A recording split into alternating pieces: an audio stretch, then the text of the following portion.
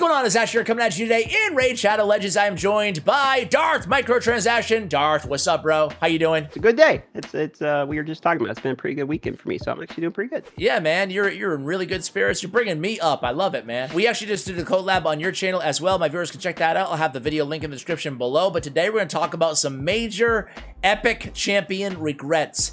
3 champions each who we maxed out, we built out, we invested our hard-earned resources in, and we were left disappointed. So, Darth, you are the guest, my friend. Do you want to go first? Sure. The first character that did not leave me satisfying and smiling would probably be, I would say Rainbeast, to be honest. I'm sitting here debating, it's like, do I want to go Rainbeast first? But yeah, it's Rainbeast. And here's the reason why, okay? Yeah, tell me about Rainbeast. Yeah.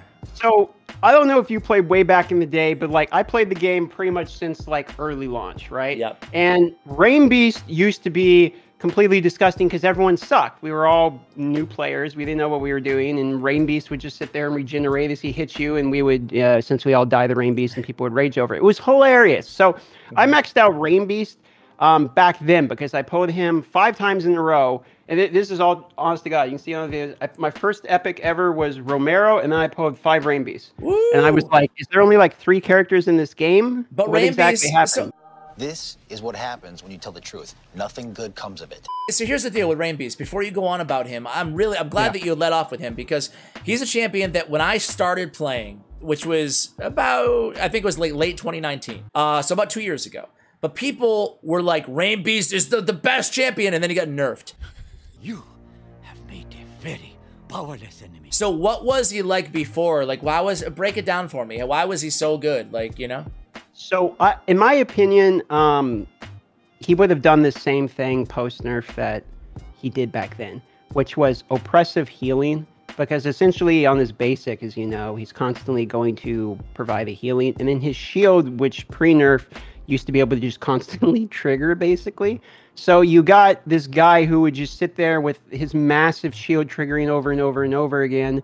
And then his basic attack would always do the continuous heal over and over again. And the biggest problem was the characters were limited back then. So we didn't have these huge bursty characters or people that hit through shields or people that did lots of healing reduction just built in on top of other stuff. So you didn't really have the things that are needed to deal with him, or even Termier reduction or lots of CC. Like it was just all, you know, Spear Host, War Maiden, Gaelic type of stuff, you know? And that's the type of stuff that doesn't work against Rainbeast, because not only that, he was forced Affinity 2, which was another part of the problem back then because everyone only had Magic champions. So it was a lot of just perfect place, perfect time. And now I maxed him out. I've maxed out 5 of them for the meme and everything back in the day with the video. And yeah, he's definitely on my regret list. Yeah. But he's great for Faction Wars now. And nowadays, he's probably not worth the max. Yeah, I was gonna say, do you think he has any use in the game right now? Again, one of the very rare epic champions that I have not invested in, but I haven't really been tempted after the nerf. But yeah, so Faction Wars, you think that's about it? I used them in Faction Wars to clear 21 myself, so. Okay. Fair enough. My first regret is going to be, man, these videos, sometimes people get so mad about my regrets, about either of my regrets. You're opening yourself up to shots right now. Yeah, because people are like, dude, I love that champion. You're like, I'm so sorry, man. Like, I'm sure a lot of people like think I'd be crazy for not putting the bear on this list, Urson Ironhide, but I actually like this dude, you know? I don't know why I'm just rambling about the bear, but I'm prolonging the inevitable, right? So my first, I guess, that I'll go with is Whisper, man. And if I recall correctly, Darth, she was one of your hottest champions, your biggest crushes in the game. Well, to be fair, when you pitched that video to me, it was the top 5 that you would like to take out on a date. Yes. so you know, it's quite different. This kid is nasty, and I like it. So in my opinion, yeah, I would absolutely like to take Whisper on a date just to figure out what's going on. You know, just to understand the mental gymnastics that are happening in that character's head. For sure, there's something there. Yes, okay, I agree with you, but yeah, but I don't like her as a champion. She can hit hard, you know. I've tried to make her work, right? I put her in OP relentless gear. Some of the gear's been swapped out, guys, but man, I can't. She doesn't do it. She's like, she's never better than the replacement that I'm trying to put her in for. You know, she has like ignore defense if the target is under a weaken. I don't know, man. Grace actually turned the target. It is under decreased defense and weaken. I guess the crazy thing is like if you put her on a team especially in Relentless or whatever. Not even when they're in with Relentless.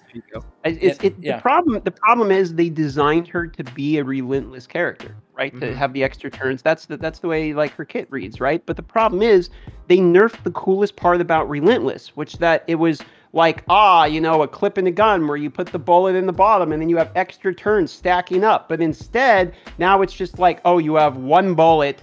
Here you go. Oh, do you have another one? Yes or no? You know what I mean? So before it used to be with her, she could basic attack, proc the Relentless from her normal abilities, and then the Relentless from the gear would proc separate, and then that gives her another chance to proc it. And then you got a character going a million times. I built 4 of her all the way just because I wanted to see that happen. 4 of her too? You 4 of every champion or what, man?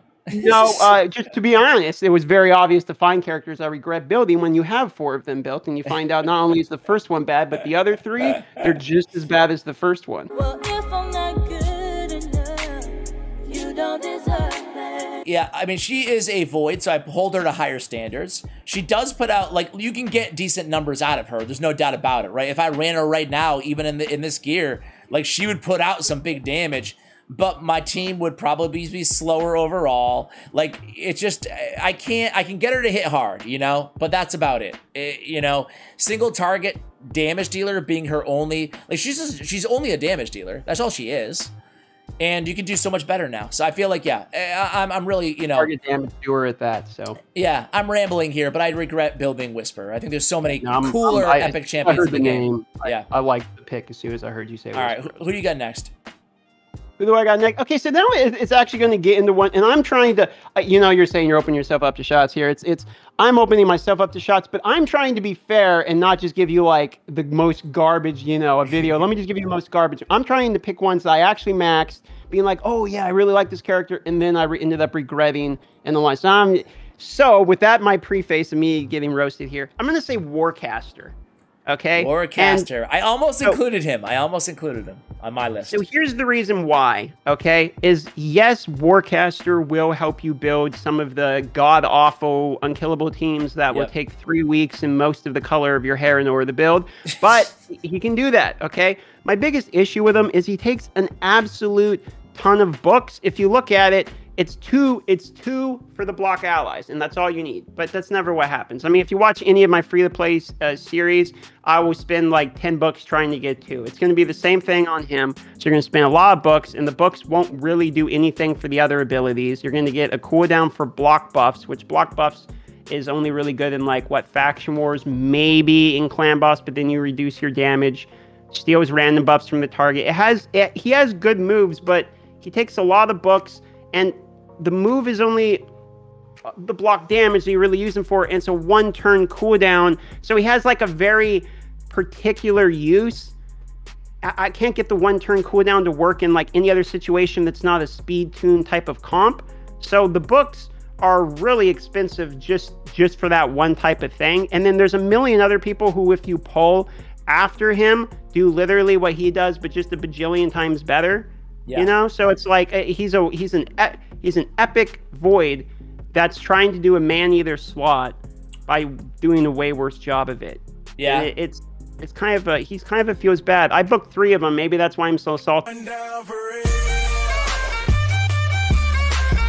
Once again, I have a because I did the math in my head, but again, I don't do, you know, calculus. I sit there and napkin math it, and like 2 + 2 is 5. And then what I did with the Warcasters is I booked 3 of them thinking, that's it. My whole team's invulnerable forever. I'm 900 IQ, and it didn't work.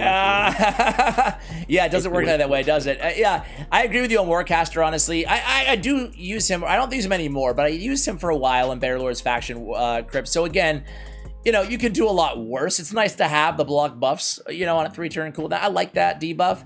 But doesn't it feel like this champion should be like defense-based or HP-based? He's not like... It's weird to see a support champion who has like the block damage, to me at least, with not great multipliers, with not a great base attack, with a lot of HP randomly, you know? It's weird. It's void ally crit rate, which is weird. It's if it was a defense in all battles by 33%. Right? Or something, you know, maybe I would actually like the character. You know, maybe he needs a little more. Is what I'm saying. So I feel like he's bait almost. Like you put resources into him, and he's almost good enough. I agree with you actually. Like the skeleton of a great champion is there. He should have been reworked or buffed on the big void rebalancing, which was truly a disappointment for all the void epic champions. They nailed it with Vizix and Whirlum and in some of the, I guess you could argue Solus or not, but Warcaster not so much. What we got next here? I have that's probably my more arguably you know, the one that might get me a little bit flamed for, because he's the one that's borderline good, but is my. It's because he has uses, you know. With the right team, you can put him in an unkillable team. But I'm gonna give one that I don't think anybody can argue with. One of the most useless champions in the game. Although I did have a lot of fun with her, you know. So I did a video on Deathless, and she's really fun to play. You can 3-man like Dragon 25 with Deathless, you know, in like cool kind of like, but it's more of like a fun thing to do versus like a real viable strategy, at least in my opinion. Grim Revenge, the A3, attacks all enemies. This attack will always be critical if there are 2 or more dead allies. Damage increases according to the number of dead allies. On a 7-turn cooldown when not booked. 5 turns on this bad boy. And here's only 7 down to 5. Only 7 down to 5. And you must be thinking to yourself, wow, the rest of her kit, this must be insane multipliers. The rest of her kit must be pretty good for that to be a 7-turn cooldown. No. We have a reflect damage on this champion and attacks 1 enemy with a provoke on 1 target on the A2. And then we have a chance of placing decreased defense, decreased speed, or decreased accuracy depending on the amount of dead allies. Yeah, man. Deathless. Here's what they need to do. Grimmer, like, it's okay if they want to have like a niche weird champion like Deathless. I'm cool with it. But this Grim Revenge needs to hit so much harder, right? Because now, thanks to power creep in this game, it's like we already have nukers who can do as much damage as she could with all dead allies anyway, you know? Yeah, but her name doesn't make any sense. It's Deathless, but she gets stronger when people die on your team. Like, why doesn't she have a passive like Bushy, where she dies, she gets revived and then gets unkillable or something? It doesn't even fit her theme. Other people die and she becomes stronger, but her name is Deathless. Ah. Why do you keep saying it like that? Yeah, like she should have a passive at the very least, and this might be what you're saying, but like that she cannot be the first champion to die on her team or something like that. Like crazy. I mean, you yeah, know? give her something unique. You know, I like this is the thing about these games is I don't mind these crazy like passives or something if it's only for one character and the character is trash otherwise. Like I don't mind. You know, that's kind of why I like that one guy who all he does is he's a counter for provoke. You know, I like people who have Yeah, I guess you could say Warcaster has one particular use, right? Fair. That would be an argument for him either. But, yeah, you know, he's just like my next epic, actually, is the same type of one. I have these I'm regretting these one particular use ones. So you can see why I regret those, because I really like those and I build them. And then I'm like, all right, they only have one particular use. Yeah, Deathless does not have one particular use. So that's why it's safe to say I regret her, even though it was fun. And I guess at the end of the day, you could argue the game is all about fun. But like, even like Rockbreaker, right? Like he has a particular use, that really cool passive, you know, he's actually a really good champion, a very unique A1, right? For Faction Wars especially. But yeah, I can't say the same about Deathless. So who's your 3rd champion that you have for us today, Darth? For me, it's Karam. And here's the reason why, okay. This would not have made the list without the addition of the more recent dungeons, where they basically destroyed these poison nuking type of characters. Before, I think Karam was an amazing epic because he was, as far as I'm aware, the only poison popping epic other than like the new Venomage and Dark Hell and people that activate, not really like pop the poisons. And I made a video talking about how Karam's probably going to be one of the best characters, and then right after that, they announced the changes that, in fact, the dungeons will not allow you to pop poisons on them for the more recent dungeons. So he goes from being somebody who is really useful if that's what you need. Like, you need somebody because you have lots of poisons, but no other way to, like, you know, just can I help you? Destroy these guys or whatever, and you can get through the waves that way. Unfortunately, because of the changes to dungeons, now as your account becomes stronger, Karam effectively nerfs himself. Yeah, he becomes weaker as your account becomes better. So it's a little unfortunate. Still some use in Doom Tower, I guess, but not as much because of the passive. You know, again, you can't really pop it. And yeah, man, it's interesting. I think that I have not built him myself, so I can't really speak to him, but he's definitely, to your point, one of the more unique epics in that regard. But yeah, I guess it's kind of sucky that he gets worse as you progress, right? You don't want to see that out of a champion you're investing in. I think if they added just on it, just because his cooldown, it's 6 turns and goes down to 4, so it's not like it's that fast, you know. I mean, you have to book him for that too. It's an epic. So if they just added like he adds 2 poisons on the target, then pops him or something, I mean, he would be even better and probably worth building for the early game, and you don't really feel as bad later on for losing it. You know, it's just an idea, because then you can use the poisons on the clan boss and stuff, get some poisons, and then not pop or something like that. All right, so you have Karam, you have Warcaster, and who was your third again? Who was your other one? Or did you not give me your third yet? Oh yeah, Rainbeast. All right, so my last champion to conclude this video is going to be none other than Madameceres. She's trash, I'm joking. I just wanted to get people fired up for 2 seconds. Okay. Lame attempt at humor, swing and a miss. I didn't do it. I need somebody to say. I'm glad finally someone spoke up and had the balls. I know. I mean, Madameceres, what is she good for? Well, everybody's saying she's so good, and I maxed her. Nothing. She's trash, man. You two suck. Nah, I was joking. Obviously, she's a beast. Calm down. So I do have, some people might notice, dude, this guy has Broadmaw and Basilisk max, like, and he's talking about these other champions. These are just for Doom Tower secret rooms, because I need them for Lizard Man or whatever. So otherwise I would not, I'm not going to include them because I only maxed them for that one reason. Whereas Calia, I don't use anywhere. She was one of the first epics I maxed out in the game before I created a YouTube channel, and I got sucked in by the stupid reviews back, or the ratings. Good. Back when I didn't know that ratings meant nothing in this damn game, you know? I'm like, ooh, 4.8 on Clan Boss, that looks really good, you know? And I'm just kind of looking at like these solid grades, and turns out, man, no offense to you Calia fans out there, don't hate me too much on it, but boy, is she trash. She is trash. I saw the high attack too, and the high speed. In the early game, you see a high attack and you just think they're gonna hit hard. You don't realize that there's a whole secret, you know, under the hood multiplier number that really dictates how hard they hit. And you're like, oh, she's gonna hit. I love how none of that information is like publicly available too. Right? It's like, you just get so, as a new player, there's so many traps, and that's one of them. I should include that on one of my new player tip videos. Don't read too much into the attack when determining multipliers. So yeah, she has a small chance of HP burn on the A1.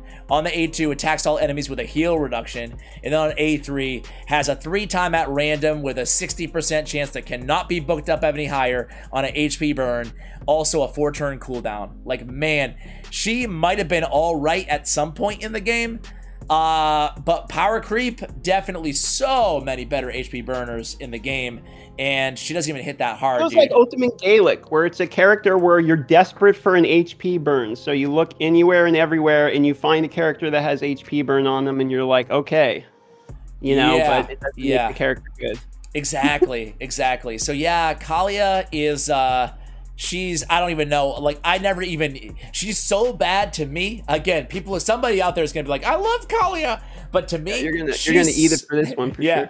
She's so bad that even when I maxed her early, like I said, I think she was the second champion I maxed. Skull Crusher was the first epic that I maxed out. But man, she was, even after I maxed her, even as a noob, I quickly recognized that I'm never going to use this champion. She's so bad, man. So yeah, Calia will end the video. She's, you know, guys, if you pull Calia and you're excited, don't make the mistake that I did. Don't invest in this champion. She doesn't do anything, you know? You don't need a heal reduction.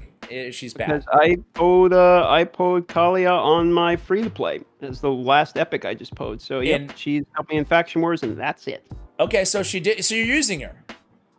Only in Faction Wars, but just because I'm not at the point yet where I crunch, you know, epics.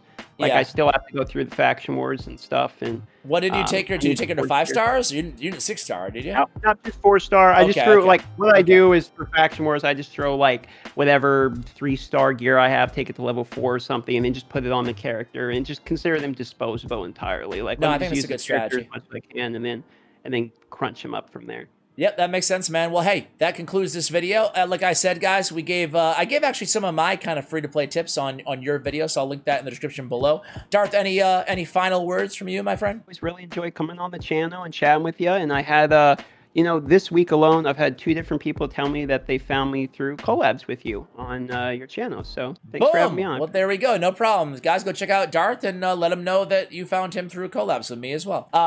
Pleasure having you on, bro. Guys, thank you so much for watching till the end of the video. As always, take care, guys. Yes. Boom.